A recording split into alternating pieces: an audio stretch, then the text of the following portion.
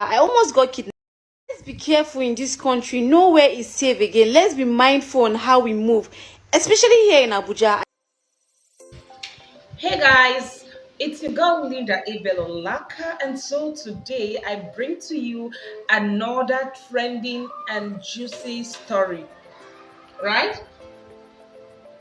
Okay, well, it's actually about a young lady who is based in Abuja city here in Nigeria. Something happened to this girl. She was going to work one fateful day and then something happened to her. This could have been anybody, this would have been me, it would have been anybody, because the way these people operate there, this is actually something you cannot predict. It's something you cannot even say, oh, today it's going to happen to me. Oh, today I'll be safe. No, this thing happened to this girl. But I'm actually glad that she came out to talk about her story. She came out to tell the world what really happened to her so that people will be careful out there. Well, if you want to know what happened to her, you want to know how she managed to escape, just sit tight, go nowhere, and trust you with the girl. I'll be right back.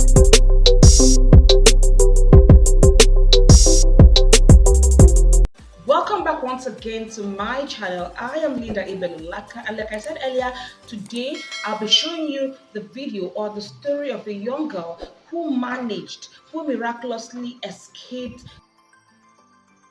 or will I say kidnappers. I want to believe that after watching this video, you and I will pick a thing or two out of it, so that we'll be very, very careful out there. So basically, I go to work every day by 10 a.m. and mind you, I use Uber every day to and fro. So today I was extremely late for work and I tried requesting Uber, but sometimes Uber used to say all drivers are busy. I tried so many and it kept saying the same thing, all the drivers will decline my ride. And I stay with my sister at New Caro. I work in Wuse, and that sort of a distance if you know Abuja. So normally I take my Uber. So today I felt like I was already getting too late. I should just go to the roadside and use a normal cab. So I went to the roadside and I was looking for normal, and I couldn't find cab. And then I found this normal along that people used to enter.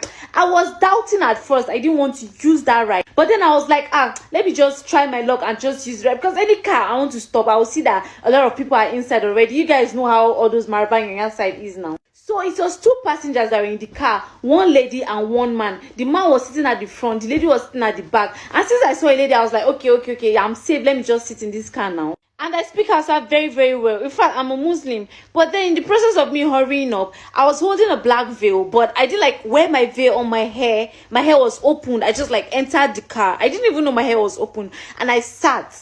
So when I sat, the man was like, where was I dropping in Wuse? And I told him where I was going to stop in Wuse. And then all of a sudden I was sitting down. Then the lady now said, so firstly, I noticed that when I entered the car, I started feeling sleepy.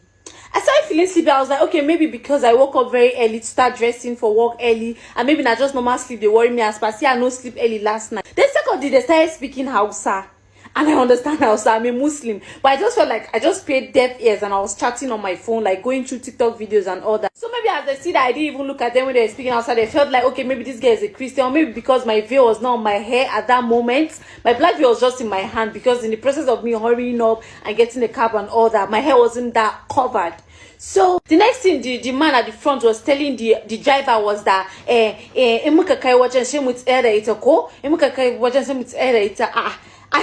outside it's easy if we reach there, then we'll stop. Abi, I don't understand. I thought maybe he was talking about his own, if he reach there, let him stop for his own dropping and all that. Since you guys know how along works now, I didn't say anything. I didn't even look at these people that I talked. I didn't even know the face of these people, but I knew that I was feeling sleepy. All of a sudden, I noticed the lady sitting beside me was just looking at me, looking at everything I was doing. That kind of thing, trying to know what's up with me now. Mind you, remember I said I was feeling sleepy. But me, when someone is looking at you through side view, you go, they see person. I was like, maybe this guy is just maybe looking at my phone, or I don't know. Maybe I don't even know. But not my business. Oh my God. So as I was saying, the lady in the car was just looking at me so much that I felt weird at some point, because I could see her from my side. I remember I stated in my first video that the guy in the front told the driver at some point, it means in English, if we read that, then we should stop her, right? I didn't really think about it, because I didn't know it was me they were talking about. I felt like he was talking about maybe the lady there or him. You know how along works now. Everybody will drop eventually. I swear on God, I was feeling so sleepy inside that car. At some point, I felt like even dropping my phone in the car and just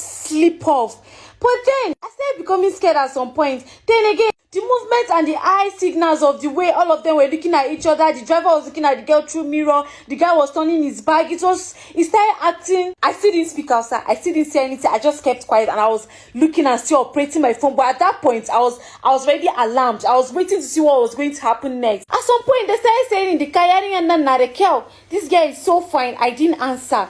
My mind said, this guy, no answer that thing. They wanted to confirm if I could hear outside. I didn't answer. I didn't even just turn my head. So the girl now said, auntie, and I told her, look at her. She now said, you are so pretty. And I said, thank you. The way she even said you outside to, you are so fine. I just said thank you. But this woman is an elderly woman, oh. This woman, maybe she even feel bomb me. The man too is somehow, maybe let me say in his early 30s. The woman will be in her early 40s like that. Those are the people I entered that Uber. I said Uber. I entered that along with. After the whole asking of the question, since they now confirmed that I couldn't speak outside or I was not listening to what they were saying. The guy now told the lady that Imukakaita junction nan check fitela abun kinjiko. Huh?